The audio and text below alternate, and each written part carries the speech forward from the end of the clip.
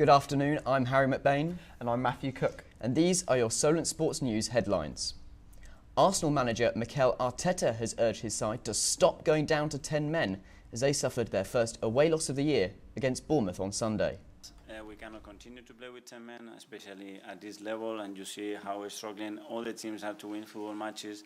When you want to do it against 10 men for 65 minutes, the task becomes almost impossible. So we need to eradicate that. It's clear why, the reason, and how. It doesn't matter. We have to focus that it has to happen. The Gunners will be looking to bounce back with a win against Ukrainian side Shakhtar Donetsk in the Champions League tonight.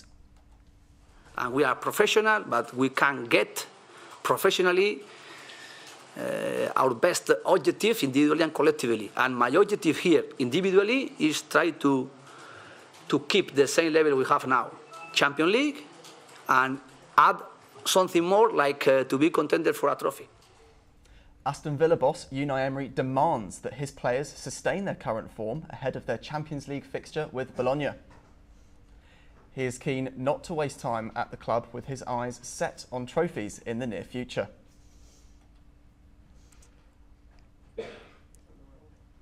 Continuing in football, Solent women's first team have their first home game of the season on Wednesday against Cardiff. Gracie visited the girls at Test Park to see how they prepare. Solent Netball have announced that they will be moving from the multi-purpose sports hall to the high-performance sports hall at the start of the next year. Netball first team and second team captains Mimi Williams and Amy Brown say the move is great for the team and fan morale at games. At home games we find are so much better than away games. You know, you just have support from the fans and stuff, and it really makes a difference. I think it's really off-putting to the team, boosts the girls, like keeps us going when, you know, it's like we've got 10 minutes left and everyone's tired. So I think moving next door with having the big stadium where everyone can sit down and we can get way more viewers in watching and stuff, I think it will really, really help. We do have a lot of supporters, but they're all kind of sat on chairs against the wall, so it's quite limited in terms of its space. But I think moving in there and having the bleachers, I think that'll be making a big impact, and hopefully it will encourage more people to come to our games because there'll be seats. This news comes after both sides have had a great start to their seasons with 3 wins from 3, with both teams unbeaten. Yeah, well, we've had one game at the minute because one got postponed, but our first game was away at Bristol and we did so well.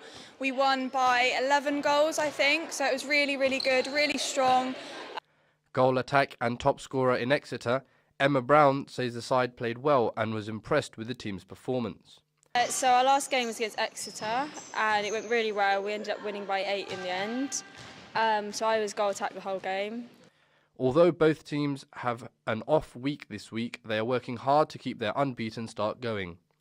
When it comes to training, I think just being more vocal, again, so like listening to everyone in the team. I think before sometimes it can be very easy just to listen to the captains, to one person, but like we always sit in a circle, discuss the previous game, talk about what everyone wants to work on, open it up for everyone to see what they think was their positives or negatives at the last game, strengths, weaknesses, whatever. And if someone brings something up, we make sure to work on that and to help them and fix that problem rather than let it like go round in their head and they can repeat the same thing the following game. Jose for Yousafzai, Solent Sport News. Sorry, there was a technical error there. That was a visit to Solent's netball team. Let's see the visit to Test Park with our football side. I went down to Test Park training ground to see how the women's football first team prepare for their first home game of the season. I spoke to Charlie Irwin, the manager, where he talks about what worked for his side. We've really had to focus on being that team and working as a collective more than anything else. Tactics has got us so far, but it's really had to be digging in and getting through it. I think we're just trying to take it game by game at the moment. We've obviously got high hopes for where we want to be come the end of the season, but for us to be anywhere that we really are aspiring to be, we just need to take it one by one. Irwin mentions the battle that is needed in order to prove a point to Cardiff this Wednesday. We absolutely have to be at our best if we want to win. Last season we had 2 very, very different games against Cardiff. It was a bit of an everywhere game away. Everything happened, so many different opportunities, goals everywhere. Whereas at home it was a lot more controlled. We did a lot better than we could have done. Managed the game very well, and it was a good result. I'm hoping for more of the same, more of that battle that we've shown in the last couple of weeks. More grit, more determination from the players, and then hopefully another positive result again. Abby Townsend has her first home game back after suffering a mild concussion. She discusses the animosity towards Cardiff due to Solent losing the last game against them. Feeling ready. It's really good to be back with the girls. Obviously, first home game of the season. It's going to be exciting as always. Obviously, Cardiff was a tough game last season. Potentially could have lost us the league. So I think we've just got to go 100% out. Hopefully, get a couple of minutes in the tank for me, and hopefully show them that we didn't get to show them last season. It'll be a good game. She mentions the pressure on her to keep the clean sheet after having a bit of time off. I think we're the only team that hasn't conceded a goal in the whole league. So obviously, it'd be amazing to keep that up. But yeah, us defenders always work hard in games, so I think it's just another easy one for us on Wednesday. Solent University is the home of many courses, one of which is physical education. Connor Yates spoke to a first-year student to gain an insight on the course. Ever wondered what life's like as a PE teacher? Well, James Goldfinch, a first-year Solent student, is wanting to achieve this. I've been coaching sessions. So each week, me and my partner will coach a different type of session. James also done some work experience for AFC Wimbledon. With him being a massive fan of them, we wanted to find out what it was like for him. It was the experience of a lifetime. You know, I've always wanted to work somewhat close to Wimbledon, and to be able to have the chance to even just walk into the changing room and meet all of the first team players and stuff like that, it was unbelievable. Throughout Christmas, I was working with the first team player care liaison. So we would work directly with the first team players, make sure that they're okay. On Boxing Day, I helped, so we take the mascots in, show them around the stadium, introduce them to the first team players. After that, we take them out onto the pitch in front of about a half full stadium and run a little coaching session with them on the pitch. We were lucky enough to record James during one of his training drills, and we wanted to ask what exactly he was doing. We're here at the Solent Sport Complex trying to gain more information on the sessions James is teaching. So this morning we'll be starting off with having like a looping race, so we're getting participants to start on the line, go from one end of the hall to the other, and then come back. Obviously, winner takes all. And then moving on, we'll start playing a couple more games to kind of make it a bit more fun for the participants, because that's kind of like a key skill in doing this kind of stuff, is making sure everyone has fun.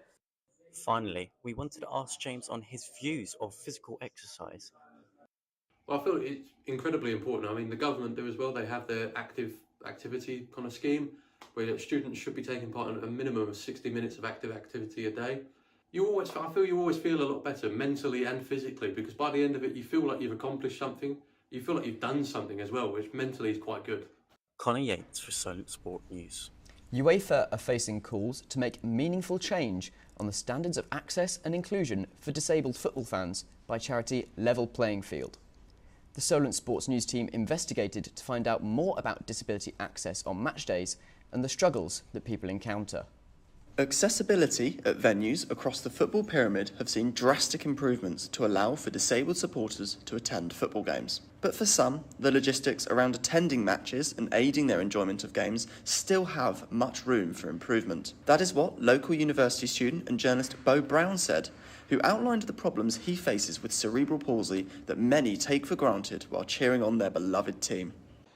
It does, quite frankly, impact it, and I'd like to sit here and say we all live in a diverse world whereby it doesn't have an effect, but it does. Just a few weeks ago, I tried to get over to Sholing to watch Sholing versus Poole Town, and it was just impossible to get an accessible taxi. I think I phoned 7 or 8 different taxi firms, and I just had no chance. So I was going to go on my wheelchair, but then it started raining, so I just didn't go in the end. The clubs just need to be open, and I think from a professional standpoint, you know, someone who is a fan and accessibility is one thing, but something I've experienced is the lack of accessibility as a journalist and as a professional, because, you know, obviously being student journalist, so to speak, you can't go to Old Trafford or places like Tottenham or West Ham where you'd hope that with their new stadiums they'd have a degree of accessibility. I've been to Welling, Sutton, a few of the non-league grounds, and they're all just quite frankly not accessible.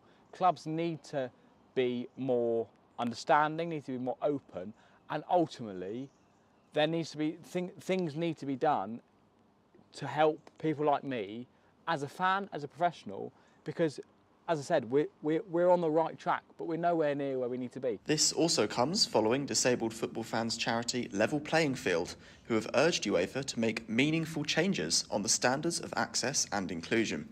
A total of 232 disabled supporters responded to a survey where 29% rated UEFA's communication with disabled fans as non-existent. There is obviously work to be done so that fans like Bo can enjoy match days yet again. With the golf winter season underway, many golfers pack away their clubs until the following summer. The few that stay active over winter have to endure difficult conditions on the golf course. But what is it about the weather that makes winter golf so difficult? Ben Breeze and Ed Groves report. This is the municipal golf course in Southampton. As winter is just around the corner, they prepare to battle the wet and cold climate. While many might pack away their clubs for the season, others like to embrace the challenge. Here's everything that you need to know before you go out and play winter golf. So down here, I've hit my ball onto the green and it's covered in mud. What you can do in winter golf is mark your ball with a tee, pick up your ball, you can clean the mud off it so that it rolls nicely, place it back, get rid of the tee, and now you're ready to hit your putt. So as you can see, we are now next to a green, and one of the main rules in golf is to do with these trolleys. But you cannot bring these trolleys over the green as this ruins the grass and doesn't make the greenkeeper very happy. And the second thing, which this golf course thankfully doesn't have yet, but later on in the winter probably will end up happening, is temporary greens. This is when the greens become too waterlogged, so the greenkeepers will turn a piece of the fairway into a green by mowing the grass really short, turning it into a green for the time being. Temporary mats have been added at Municipal, as you can see here, so you can walk across, you don't have to walk across this. Winter golf can affect the conditions quite badly, as you can see. Luckily, temporary mats have been added, so you don't damage your shoes to get across. In winter golf, you may not always want to hit off the grass, so clubs have made AstroTurf grass where you can hit off, which a lot of people do not like. It's hard to get the tee in. It doesn't feel the same as when you can play in the summer on the nice grass. It just doesn't have the same effect.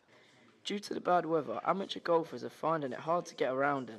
It's just quite inconsistent with when you can play, and a lot of the time it's waterlogged and a bit cold and wet and muddy, so difficult to get out. However, others are not put off by the challenge and are happy to play golf all year round. I think I'm probably less affected by winter golf than most people. I quite enjoy it. I enjoy playing in the rain sometimes. I think it offers a different challenge, and also it's less busy.